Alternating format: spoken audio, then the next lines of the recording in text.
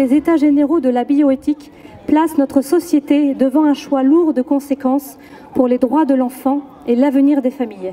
Donc on est là aujourd'hui vraiment, et dans 60 villes de France en même temps, on est là pour sensibiliser les Français sur le fait qu'il ne faut pas passer la ligne rouge de la PMA pour toutes et de la GPA. C'est vrai que les États généraux se sont terminés, le rapport a été déposé mardi dernier. À l'issue de ces consultations de bioéthique, Alliance Vita a peur qu'il y ait un basculement vers l'ouverture de la PMA pour toutes et de la GPA.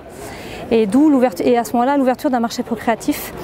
Le gouvernement réfléchit à légaliser la PMA, procréation médicalement assistée, pour les femmes seules ou les couples de femmes, c'est-à-dire la conception d'un enfant avec donneur de sperme mais sans père. Dernièrement, il y a un siège avec un bébé et un code-barre. Donc ce bébé est tout seul, il est fragilisé. Au sol, nous avons des femmes et des hommes qui sont tout en noir avec un masque blanc. Ces hommes, cela signifie la mort. Ça veut dire qu'en fait ce bébé est privé délibérément de père ou de mère avec l'ouverture d'un marché procréatif. Et ces femmes et ces hommes sont privés délibérément de maternité et de paternité. J'avais un rôle où je faisais le mort. Comme je suis un peu fatigué, en faisant le mort, je me suis endormi. Et c'est terrible. J'ai fait un cauchemar. C'était que je n'étais plus un homme. Au plus profond de moi-même, ma masculinité ne m'appartenait plus. Je n'étais plus un homme, j'étais devenu un produit, une marchandise, un bien.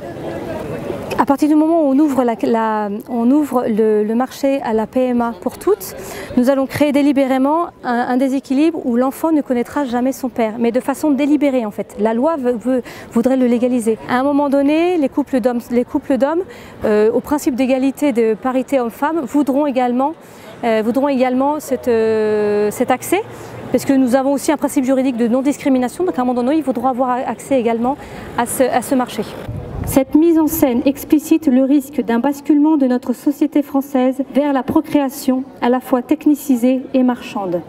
Avons-nous pris conscience de l'énorme bouleversement qu'on prépare ainsi? La médecine peut-elle être utilisée pour offrir un droit à l'enfant sans père par PMA ou sans mère par GPA? Beaucoup de gens nous disent que la société évolue, il faut vivre avec son temps. Oui, il faut vivre avec son temps, mais toute avancée technique n'est peut-être pas toujours bonne en fait. Il faut se former pour savoir quelle ligne on n'a pas le droit de passer.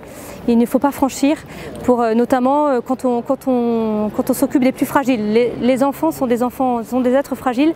Nous n'avons pas le droit de les bafouer. Et chaque être humain a le droit au respect, a le droit à une dignité.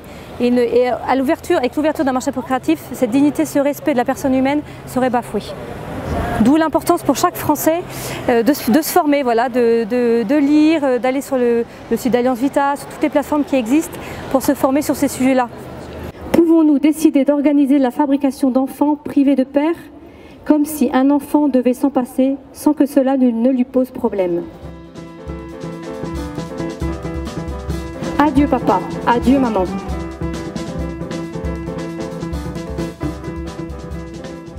À partir du moment où on ouvre la PMA pour toutes, on crée délibérément des enfants qui n'auront pas de père. Parce que moi je connais un couple homosexuel qui ont dû aller aux États-Unis, en fait, c'était une mère porteuse. Oui. Étonnamment, eh bien l'accueil est plutôt bon, je dirais même bienveillant.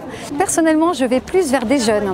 Je les aborde en leur disant vous êtes les futurs parents de demain, futurs pères, mères de demain. Et je trouve vraiment que c'est une bonne entrée en matière pour les sensibiliser. Nos échanges, j'ose l'espérer, ouvriront des portes. Donc le but c'est d'éveiller les consciences et d'ouvrir le débat. Heureusement, je me suis réveillé et tout cela n'est pas le cas. Aujourd'hui, le 12 juin, la loi n'est pas passée.